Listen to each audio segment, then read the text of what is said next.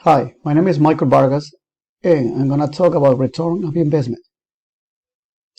First, a quick introduction.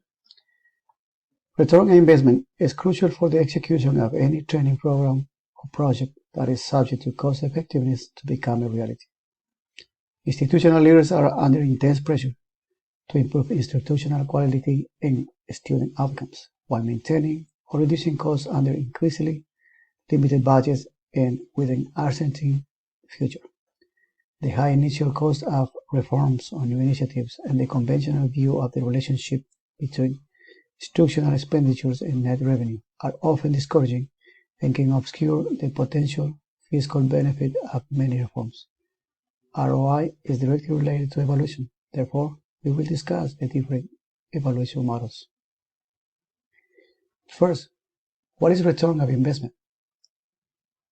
This measures the amount of money made for a given amount of money invested.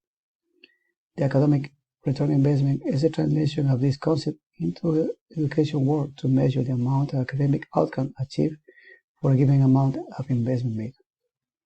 The academic return on investment can be measured as the amount of learning or the educational outcome achieved per dollar spent on a school park or service.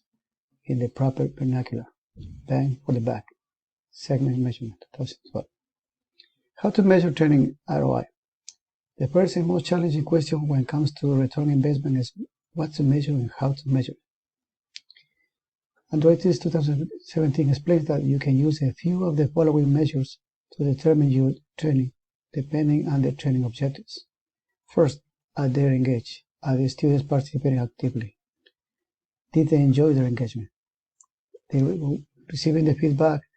They were able to measure and evaluate the training program. What did they learn through their engagement? And this is possible with assessment. Can they apply the knowledge in the workplace? This is done a few months later after the training and see if the students apply on the job. How does this application benefit business? This is the main thing, and see if the organization got benefit with this training. Now we're going to talk about evaluation. Evaluation is the process of gathering information about the merit or worth of program for the purpose of making decisions about its effectiveness or program improvement. Naturalistic evaluation, an evaluation approach that relies on qualitative methodology but gives evaluators freedom to choose the precise methods to collect, analyze, and interpret their data.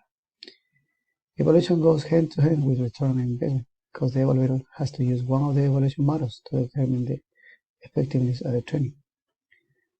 Evaluation has phases and processes to follow. The evaluation process goes through different phases, 4 of them.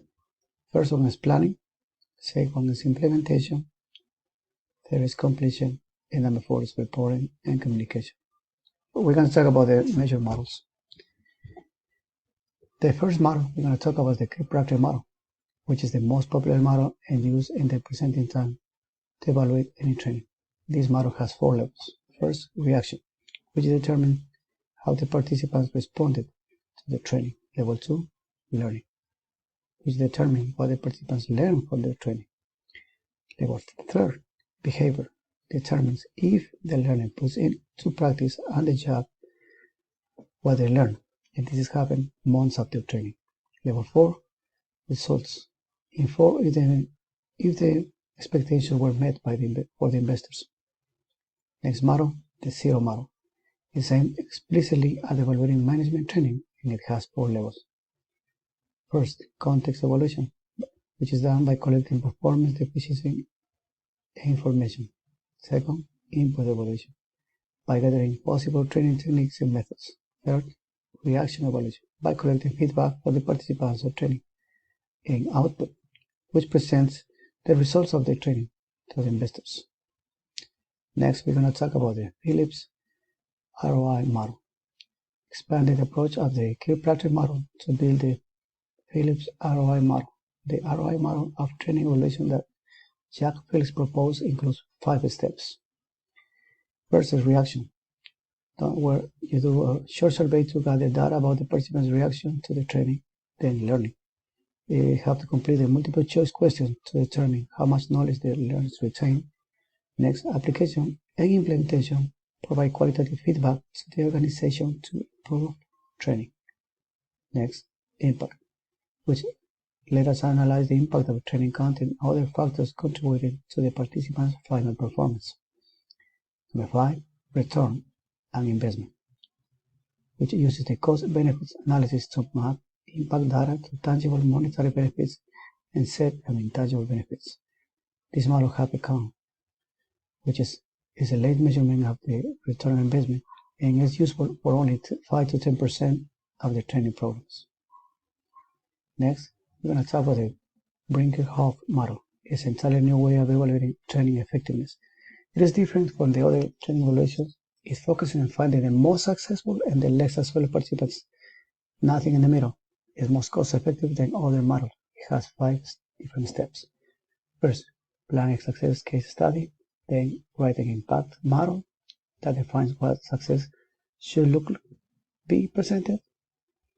Write a survey that identifies best case and worst case scenarios. Number 4, document success cases and conduct interviews. And number 5, draw conclusions. Make recommendations and communicate findings to the stakeholders. Number 5, Kaufman's model of learning evaluation is based on Kirkpatrick's model and made few changes and modifications. Kaufman's models take the following approach. They divided the level 1 and 2. First is input, which covers the training material, and 1B, process, measures the actual delivery of the learning experience. Level 2, acquisition, assesses if the new information was applied on the job. Level 3, application, evaluates how well the students use the new knowledge in their on-the-job performance. Level 4, organizational results, presents the performance enhancement and cost-effectiveness analysis. Level 5, societal customers, consequences positive or negative for the business, clientele, and society. The last model is the Anderson model of learning evaluation.